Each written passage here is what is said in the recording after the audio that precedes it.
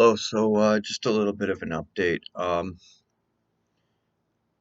Again, at 4 o'clock this morning, I woke up in full sleep paralysis with some sort of ghost at the edge of my bed. But this ghost wasn't Tony. This one was female, and it looked like she looked like something out of a Japanese horror movie.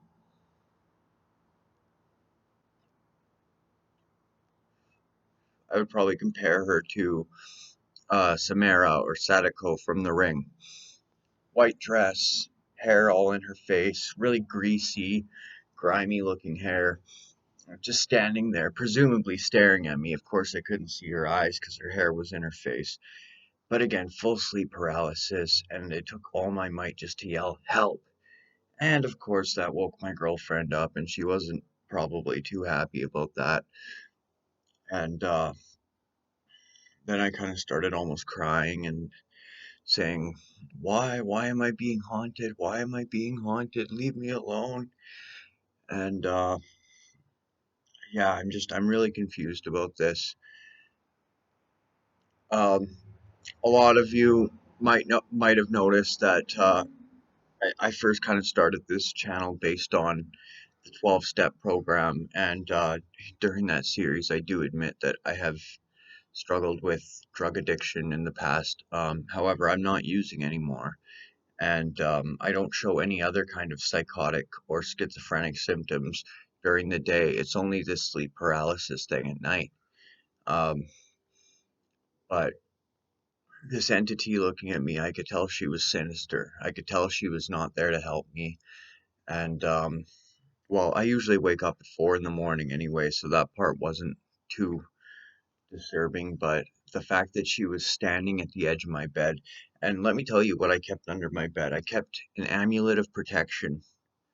I kept a dream catcher, which had been recently smudged and cleansed, and I kept my personal medicine pouch where I keep a totem of my spirit animal.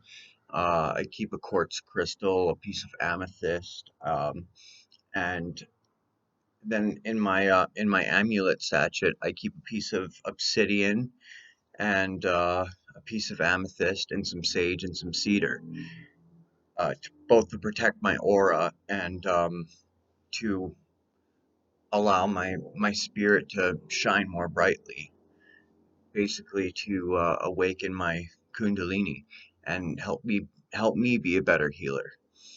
I kept all these things under my pillow, hoping that it would ward off the spirits. And guess what? It didn't. And in some of my videos on the 12 step series, you may have noticed I have a dream catcher right by my window with the triple moon goddess symbol sewn into it. And I cleanse that every day. And still, this sleep paralysis with these entities, it's been happening every night now. And I just I'm really just at a loss. I don't know what to do. And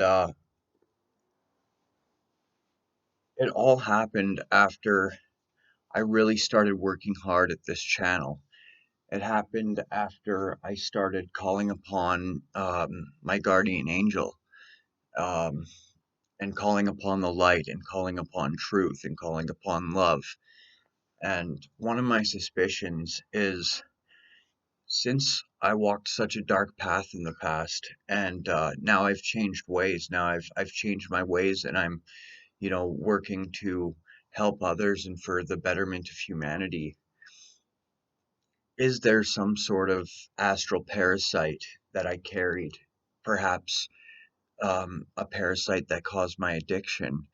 And now that I am working against that, it perceives it as war, and it's retaliating. It's trying to fight back at me. So from what I've learned during these episodes, during these periods, what they feed on is your fear. They feed on your fear, and they feed on your negative emotions. When you're paralyzed, it's because they are literally sucking life energy out of you on the astral plane. Um, but if you don't omit fear and you don't omit hatred, and you sort of just surrender and try to rest in a place of love, and compassion, then they're powerless over you. They can't hurt you. So when we think of a battle, you know, if you went to church as a kid, you kind of might have visualized angels and demons with swords and battle axes and shields going at it like they would have in the medieval ages, except, some of them have eagle wings and some of them have bat wings and some of them have halos, some of them have horns, and they're just going full at it, full battle. But that's not the battle between good and evil at all. The evil wants you to be afraid, wants you to be isolated, wants you to be alone, wants you to feel hopeless. The good omits love and compassion and light and truth. So to fight against evil, you don't get angry and be like, I'm gonna get you, I'm gonna go at you, I'm gonna kill you, because then that just makes them stronger. That just makes them more powerful. It reminds me of that fictional ARG Everyman Hybrid, where every time Slender Man shows up, the character Evan, he tries running at him with a knife, and of course it's Slender Man, so he can teleport, and Evan can never get close enough to him to actually attack him. And then there's that scene on Tribe 12 where Slender Man shows up in Noah's house and Noah starts shooting at him with a gun. And of course, the gun doesn't affect him at all. And then next thing you know, he teleports. He's right in front of Noah and he gets transported to that, what's it called? The boardwalk. That brings him to a parallel universe run by these demonic entities called the Collective.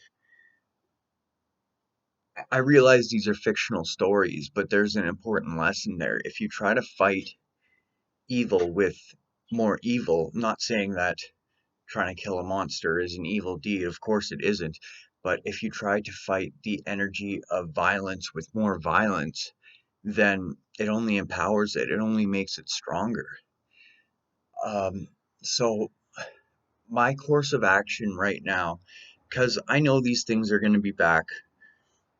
I know they're gonna try to put me in sleep paralysis and show me the most terrifying entity they can, and try to instill fear into me. But next time this happens, I'm going to consciously try to say a prayer for, may this being be free, may they be free from suffering, may they find their way home, and may they be forgiven and omit love and compassion, and then they won't be able to. They'll be powerless over me.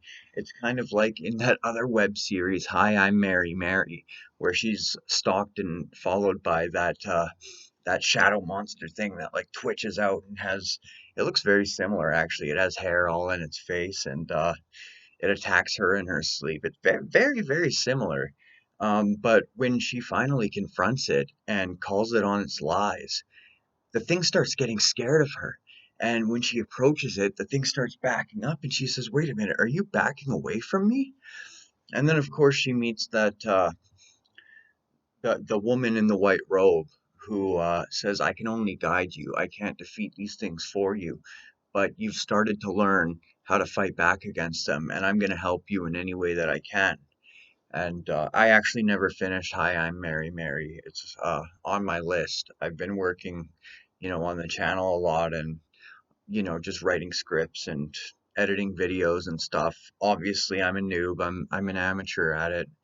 I'm gonna join Skillshare next month and whatever. That's a side note. That's a side note altogether. But um, even in Tribe 12, there's a similar situation where spoiler alert, uh, it turns out Noah has an ally, and the ally is named Firebrand, and he's one of the collective, but he's broken free from the puppet strings, so to speak, and so he's traveling through time and space to help Noah.